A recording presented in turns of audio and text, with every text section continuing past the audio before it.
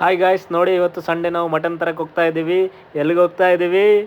ಗೌಡ್ರ ಮನೆ ಮಟನ್ ಸ್ಟಾಲ್ಗೆ ಹೋಗ್ತಾ ಇದ್ದೀವಿ. ಅಲ್ಲಿ ಹೋಗ್ತಾ ಇದ್ದಾಗೆ ಜನ ರಶ್ಶು. ಪಾಪ ನಮ್ಮ ಅಕ್ಕ ಕಾಯ್ತಾ ಇದ್ದಾಳೆ ಮಟನ್ಗೆ.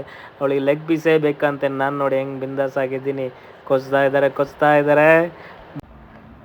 ಸಂಡೇ ಅಷ್ಟು ರಶ್ ಇದ್ರೂ ಕೂಡ ಇಬ್ಬರು ಹೋಗಿ ಚಟಾಪಟಿ ಮಾಡಿ ಫೈನಲಿ ನಮಗೆ ಸಿಗಬೇಕಾಗಿದ್ದ ಮಟನ್ ಸಿಕ್ತು. ಸೊ ಇದನ್ನು ತಗೊಂಡು ಅದಕ್ಕೆ ಬೇಕಾಗಿರೋ ಇಂತಹ ಈರುಳ್ಳಿ, ಶುಂಠಿ, ಬೆಳ್ಳುಳ್ಳಿ, ಏನೇನು ಬೇಕು ತರಕಾರಿಗಳು ಮನೆಗೆ ಎಲ್ಲನೂ ತಗೊಳ್ತಾ ಇದ್ದೀವಿ. ಈವನ್ ಮಸಾಲೆಸ್ ಎಲ್ಲ ತಗೊಂಡು ಮನೆಗೆ ಹೋಗಿ ಬೆಳ್ಳುಳ್ಳಿ ಸುಲಿಯೋದೊಂದೇ ನಮ್ಮ ಕೆಲಸ. ಯಾಕೆಂದರೆ ಅಡುಗೆ ಮಾಡೋದು ನಮ್ಮ ಅತ್ತಿಗೆ. ಇಲ್ಲಿ ಎಂತ ಇದೆ? ನೀರುಳ್ಳಿ fry by doctor Krupa. This chai by engineer Vijith.